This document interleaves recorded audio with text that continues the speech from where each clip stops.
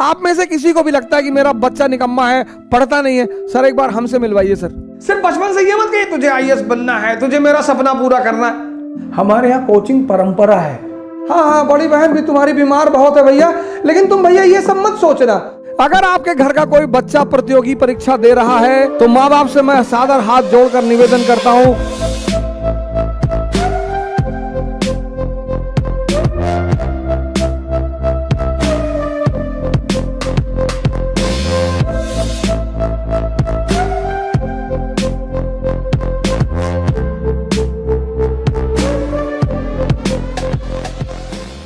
बच्चों को मारिए मत सर।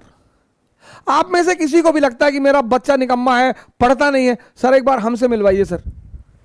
सर दिशा दिशा सर, मारने से कुछ नहीं होता सर, मारिए मत। मैं राजेश पांडे जी को इसीलिए और बड़ी इज्जत करता हूं, उनका बेटा है, अपने बेटों को प्रोत्साहित करते रहते हैं। कोई बात नहीं, एक अटेम्प्ट नहीं हुआ कोई बात, उनकी बेटी आईएएस क्वालिफाई कर चुकी, बेटा एक अटेम्प्ट नहीं हुआ कोई बात, दूसरा अटेम्प्ट लो, तीसरा अटेम्प्ट लो, चौथा अटेम्प्ट लो। मैंने ऐसे कई सारे पेरेंटों को देखा, एक अटेम्प्ट नहीं हुआ, कूद के गर्दन पकड़ ली बच्चे की। सर प्रतियोगी परीक्षा मतलब प्रेशर। और मान लीजिए बच्चे का नहीं हुआ और अगर माँ बाप कहते कोई बात नहीं बेटा, 10 बार नहीं होगा तो भी तुझे खिलाएंगे, सर उसका बहुत असर पड़ता है सर। अगर आपके घर का कोई बच्चा प्रतियोगी परीक्षा दे रहा है तो मां बाप से मैं सादर हाथ जोड़कर निवेदन करता हूं, वो प्रेशर में है, उस पर दूसरा प्रेशर मत बनाइए। हमारे एक दोस्त हैं सचदेवा साहब, उनकी बेटी है सुमेधा सचदेवा, पौड़ी से। सर मैं तो सोचता हूं ऐसे बाप हर आदमी को मिलना चाहिए। मतलब सुमेधा सचदेवा के जो पिताजी है ना सर, मतलब वो बेटी को तो अरे ठीक है हो जाए आप बिजनेस कर रहे हैं, ये करेगी, इंडस्ट्री लगाएगी, प्रेशर नहीं देते सर, पूछते ही नहीं सर। सर प्रतियोगी परीक्षा मतलब दबाव। प्रतियोगी परीक्षा मतलब दबाव। उसमें जब परिवार दबाव देता है कि अगर 1 साल में नहीं निकाल पाए तो हम नहीं पढ़ा पाएंगे, सर वो अलग बात है सर, आप दूसरा दबाव पैदा कर देते हैं, वो बच्चा दो दबाव में फंस जाता है सर। 21 साल कितनी उम्र होती है सर? आप सोचिए आप 21 साल में कितने बड़े बड़े फैसले करते थे। और जब आप मजबूरी में कोई काम करते हैं, उस काम के सफल होने की संभावना 0 के बराबर भी नहीं होती। सिर्फ बचपन से ये मत कहिए तुझे आईएएस बनना है, तुझे मेरा सपना पूरा करना है, ऐसा मत करिए सर। उनका मानसिक विकास कराइए सर। इतिहास में ऐसे ऐसे नायक हैं सर ना कि बस सजदा करने को मन करता है। आप इतिहास पढ़ो,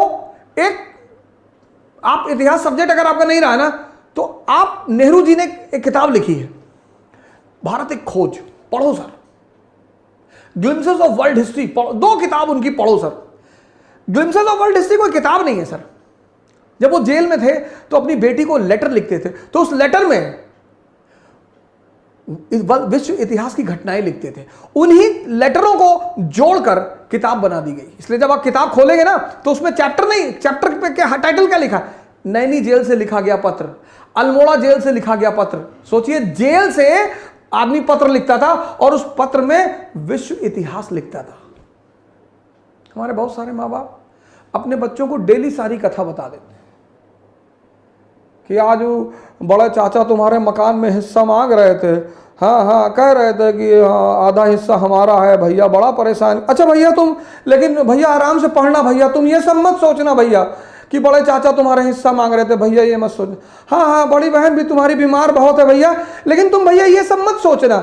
ये करते हैं माँ बाप। जब सब बता ही दे रहे हो, इसलिए पहले लोग आश्रम में जाते थे।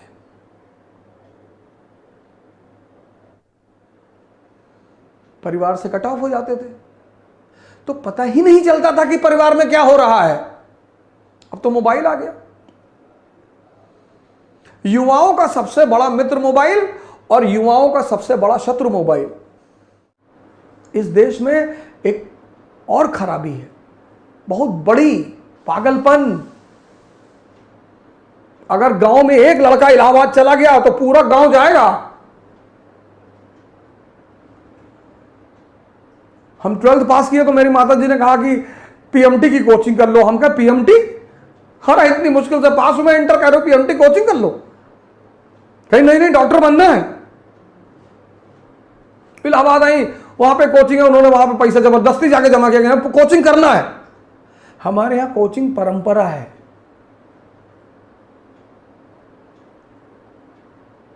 माँ बाप सोचते हैं कोचिंग चला जाएगा, कम से कम शहर छोड़ेगा, बवाल टलेगा, घर में रहेगा, सुबह 6 बजे बुलेट निकाल लेगा, उस पर आगे लिखा लेगा महाकाल, गोछा गोछा बांध के शहर में टहल रहा, कुछ बदतमीजी ही करेगा। क्या कोचिंग, कोटा भेज दो, कोटा बिल्कुल भेजो।